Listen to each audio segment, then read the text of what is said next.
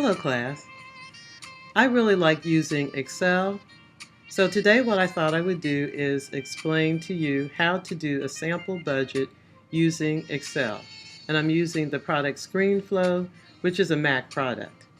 Many people don't use budgets, and so they really don't know how much they're spending on a monthly basis. So I thought this would be a good way for me to show some of the properties that Excel has. I've already kind of started this budget for you. If you look up in the corner, you'll see that I have my bill, my date here. This is the effective date. You could also put this into a header, but I like to put it right here because you won't be able to see that header unless you put it into a print preview. If I go and I look at the left here, I see the columns that I have here. These are the particular items that you're going to track on a monthly basis. And the next one that I have is the account numbers. This is very valuable and very helpful to me because I like to keep track of everything in one place. Over here, this would be the column that you're going to total, so you see what your monthly expenses are. Over here, I like to keep a couple of different balances here. This is my outstanding balance. This is my original balance, so I can actually see the progress that I'm making. This column is what I use for the date that it's actually due.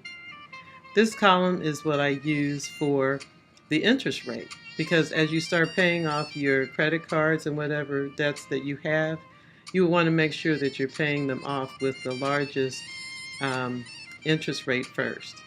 And then I just have a column over here that I leave for any items, any particular detail that I want to save. So let's just do a few modifications to this. If I go to this column, you can also see that this date appears up here where you can actually edit it. So since today is June the 15th, I'm just going to change it to the 15th of the month.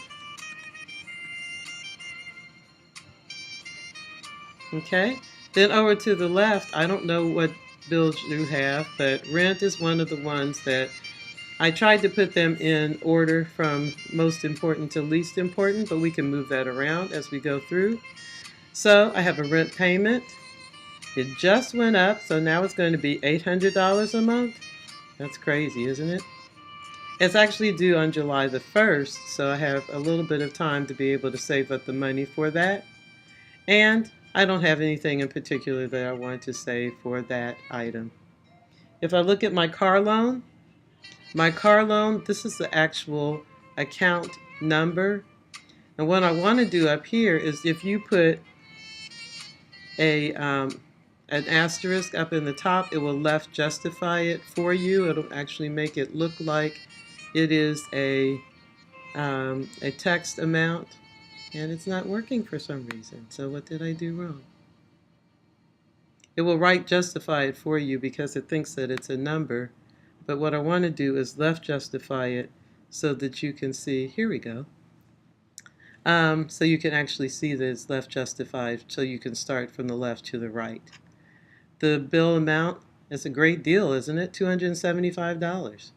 My outstanding balance is $12,500, and I've actually paid on it for a month or so. So it's $15,000 was my original balance, so I can actually see that I'm working my way through. And it's not due until the 16th of July, so I'm in good shape here. And my interest rate is 13.75%. I'm going to try and work that down to a lower percentage, but that's where I am right now. Also, I'm taking a look at, I need to look up here and make sure that I am recording. Yes, I am recording. Okay, so I'm back and I wanted to show you, there are a few more things that I wanted to show you here. Auto insurance, as you see, I have already left justified that account, and I've got an amount for that. Now, over here, what I might want to do is I might want to put, as I told you before, I have an area here where I can put in some particular information. So I can put in here that this is a 6-month bill that expires December 12th, 2014. I just might want to put that in there just so that I know. I want to change it to expire, so I can come up here. I can make a change right in here. And that's just a little bit of a note to myself. Now, I'll just go through and just show you. So I have a Y membership here. I won't spend any time on that. My cell phone bill, I have that. I have 2 credit cards, and these are fake numbers, so don't try and use them. This is the original balance that I had here. This is how much I owe, and this is how much I'm going to pay per month. So there's a couple other features that I wanted to show you. If you see this green triangle down here, this is telling you that there are some, the formula in the cell, there are cells that are currently empty. So if I look up here, it's very good. It gives you little warning messages here. So I'll say, okay, I do have a credit card bill, and it's going to be $30. I have this centered, so I need to go up here and center it so it looks like all the rest of them. And now if I go back down here, I'll see that my total amount has changed. Same thing is true for all of these areas. I'm going to have to put something in these balances. So for the sake of discussion here, we'll just put zeros in some of these just so that I will be able to get rid of that diamond that's there. What Excel will also do for you, it does a lot of neat things. It'll tell you if you're missing a cell. One of the older versions didn't even allow us to do that, so that if you had, say, let's take a look up here. We've got cell, the row is 4, and we're in E. So if we were looking at E4 and we were missing that cell, previously it wouldn't tell us that it was missing, but now it would tell us that we were missing. In this bottom formula here, it would tell us that we were actually missing a cell.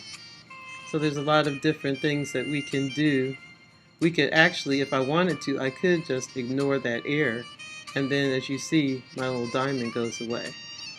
Now if I wanted to go back up here and make sure that I have everything included, as you see, if I click on this cell up here, it tells me that this is the sum of C4, so that's this cell, all the way through C12, which is this cell. So I have included everything here, and it'll tell us what my running total is. Excuse me. The other thing that Excel will do for you, if you just hold this and go down, if you look down in the bottom where it says sum, it'll tell you what the running sum is here. So let's just say you just wanted to pay for 3 of your bills. Look down here. It tells you my sum is $1,213.78. So I don't have to go through and add these manually. It would do that for us. So let's just say you just had $1,200 available for the month. All you'd have to do is check, and I'll do it again for you so you can see. Well, let's just say you had $1,500 available. Let's just see how many of these bills we could actually pay.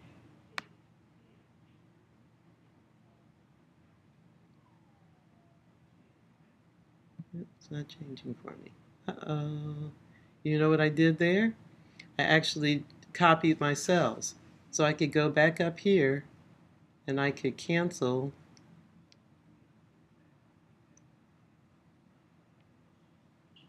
Okay, and we could cancel back to where we were.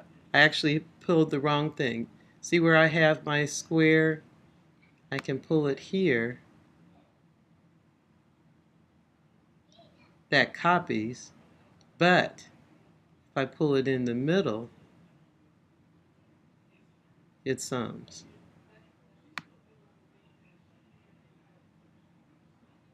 Okay. So I can actually go all the way down to